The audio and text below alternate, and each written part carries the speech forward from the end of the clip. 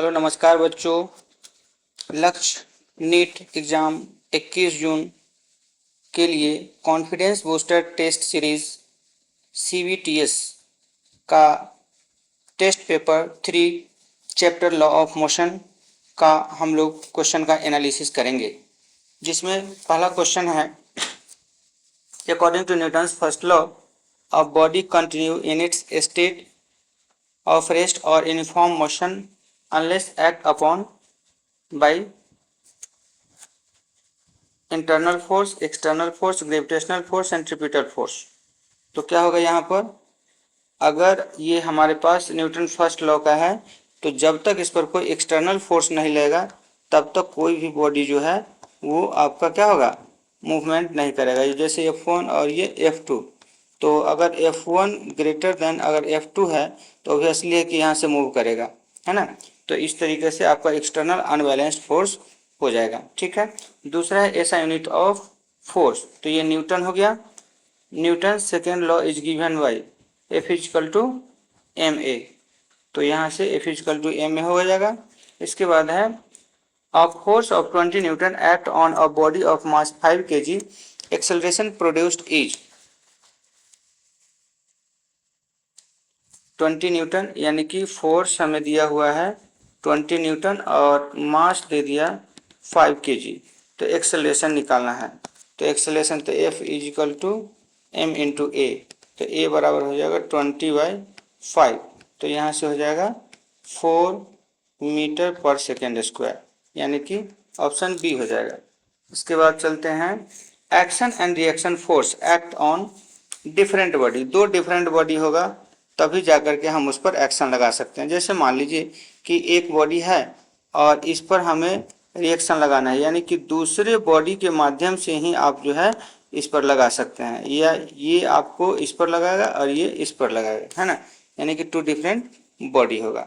इसके बाद यहाँ पर कहता है कि inertia of a body depends upon its velocity, acceleration, mass. यानी इनर्शिया जो डिपेंड करेगा वो किस पर डिपेंड करेगा, मास पे डिपेंड करेगा। अगर मास हमारा ज़्यादा होगा तो ज़्यादा फोर्स लगाना होगा, कम वेटेज मास होगा तो कम फोर्स लगाना होगा, यानी कि ये जो हमारे पास डिपेंड करेगा वो मास पे डिपेंड करेगा। इसके बाद कहता है कि a passenger moving in a bus falls forward when the bus stop suddenly due to, मतलब क्या हो रहा है, कह रहा है कि पैसेंजर जो है बस में फॉल फॉरवर्ड मतलब आगे की ओर अचानक गिरता है जब बस स्टॉप किया जाता है, बस को अचानक रोका जाता है ना। तो जब रोका जाएगा तो इसमें क्या है, अगर बस अचानक रुकेगा तो बॉडी हमारा आगे की ओर गिरने की कोशिश करता है, तो ये आपको इनर्शिया ऑफ मोशन का केस है। ठीक है। इसके बाद यहाँ पर है कि the force responsible for circular motion of planet around the sun is magnetic force, electrostatic force, gravitational force, frictional force. तो इसमें हमारे पास फोर्स रिस्पॉन्सिबल है सर्कुलर मोशन में, अगर मान लीजिए कि यहाँ पर सन है और इसके चारों तरफ जो है आपको अर्थ रोटेट कर रहा है, अर्थ रोटेट कर रहा है, तो इस केस में यहाँ पर जो है आपको ग्रेविटेशनल फोर्स के कारण, क्योंकि मैग्नेटिक फोर्स बहुत ही स्मॉल फोर्स होता है, इलेक्ट्रोस्टैटिक फोर्स भी small force, frictional force touch contact force होता है, केवल आपका ग्रेविटेशनल फोर्स ही क्या हो जाएगा, करेक्ट होगा। ठीक है। इसके बाद यहाँ पर है कि a body of mass 10 kg is moving with acceleration 3 metre per second, net force acting is, तो अच्छा, तो इसमें आपको force F is equal to M A, mass दिया है 10 गुने 3 मीटर पर सेकेंड स्क्वायर, यानी कि 30 न्यूटन, यानी कि आपको बी आंसर हो जाएगा। इसके बाद यहाँ से है which law explains recall of gun, मतलब अगर गन जो रिकॉल करता है, कोई भी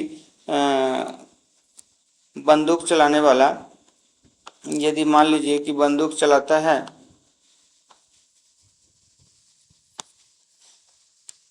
तो इसमें क्या होता है कि आपका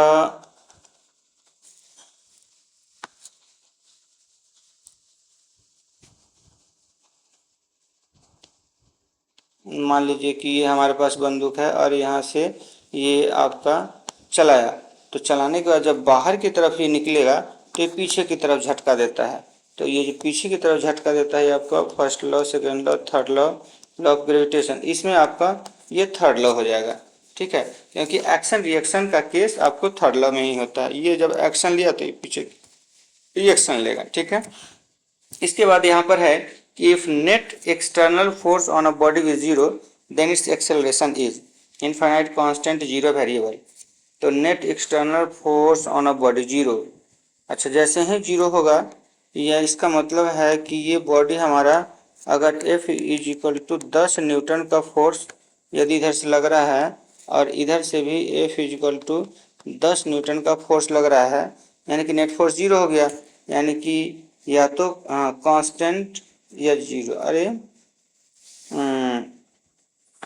एक्सेलरेशन कांस्टेंट तो कभी नहीं, जीरो हो जाएगा। ठीक है, इसके बाद यहाँ पर है कि a force of 50 newton acts on a body and change its velocity 10 to 20 metre per second in 5 second, तो मास ऑफ ए बॉडी।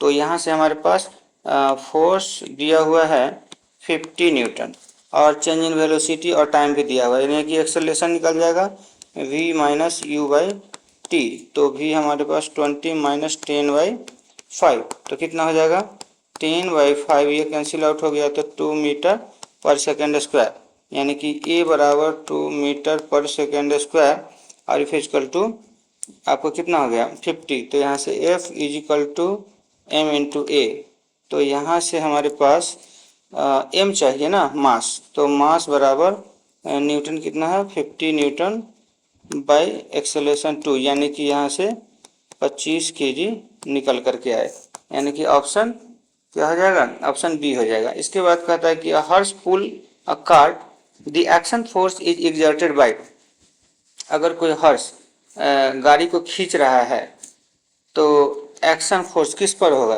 तो एक्शन जो होगा वो हर्ष के द्वारा कार्ट पर होगा, तभी तो वो खींच पाएगा, ये बातें हैं। इसके बाद यहाँ कहता है कि the tendency of a body to resist change in its state of motion is called momentum. अच्छा अच्छा अच्छा, मतलब क्या है कि बॉडी की जो टेंडेंसी है वो resist change in its state, मतलब स्टेट को चेंज करने से रोकता है। तो कौन रोकता है, वो इनर्शिया रोकता है, क्योंकि मोमेंटम होगा नहीं, फोर्स होगा नहीं, इम्पल्स होगा नहीं। ठीक है, इसके बाद यहाँ पर है कि when a carpet is beaten with a stick dust particle come out due to, मतलब कि एक कारपेट है और कारपेट पे अगर स्टिक से पीटा जाता है, स्टिक से बार बार पीटा जाता है, तो क्या होता है कि उसका उस पर जो लगा धूल होता है वो बाहर की तरफ निकलता है, due dust particle come out due to क्या, तो ये हो जाएगा friction, inertia of rest, inertia of motion, inertia of gravitation. इसमें आपको हो जाएगा इसमें मैं बता दूं, इसमें इनर्शिया ऑफ रेस्ट का केस होगा, क्योंकि डस्ट जो है वो रेस्ट में रहता है और उस पर जब स्टिक से पीटा जाता है तो अचानक वहाँ का कपड़ा जो है वो बाहर की तरफ आता है और वो रेस्ट में रहने के कारण बाहर निकल जाता है। ठीक है, इसके बाद momentum is defined as P equal to M V. इसके बाद है यूनिट ऑफ मोमेंटम, तो जब P बराबर m इंटू वी होता है तो यहाँ से मास का kg और यहाँ से मीटर पर सेकेंड, तो मीटर पर सेकेंड यानी kg मीटर पर सेकेंड, यानी कि ऑप्शन ए। इसके बाद है heavier body has greater inertia होगा, है ना, जिसका मास ज़्यादा उस पर ज़्यादा फोर्स लगाना पड़ेगा और जिसका मास कम उस पर कम फोर्स लगाना होगा, नहीं ग्रेटर इनर्शिया। इसके बाद यहाँ पर है कि a force acting on a body for a short interval of time is called, अच्छा तो इसको आप जो है न्यूटन सेकेंड लॉ का इस्तेमाल कीजिए, न्यूटन सेकेंड लॉ। इसमें क्या आता है, force is directly proportional to rate of change of momentum, है ना, तो यहाँ से हम लोग जो है इसका इस्तेमाल कर सकते हैं और यहाँ से F is equal to D P upon D T होता है, तो यहाँ से अगर हम F इंटू डी टी कर दें तो यहाँ से हमारे पास हो जाएगा डी पी, यानी कि चेंज इन मोमेंटम। तो ये जो हमारे पास टर्म आता है यही तो इम्पल्स कहलाता है, मोमेंटम, प्रेशर, इम्पल्स, तो ये हमारे पास इम्पल्स ही हो जाएगा। इसके बाद impulse is equal to change in velocity, change in acceleration, change in momentum, नहीं, चेंज इन मोमेंटम हो जाएगा। ठीक है, तो इस तरीके से बच्चों हमारा ये लॉ ऑफ मोशन चैप्टर का जो कॉन्फिडेंस बूस्टर टेस्ट सीरीज का एनालिसिस यहीं पर समाप्त होता है, और मिलते हैं हम लोग अगले टेस्ट एनालिसिस में। लेकिन तब तक के लिए हमारे इस चैनल को अगर सब्सक्राइब नहीं किए हैं तो सब्सक्राइब कर लीजिए, क्योंकि आगे का भी आपका जो वीडियो आने वाला है वो आप तक समय तक पहुंचते रहे, है ना। Okay, thank you.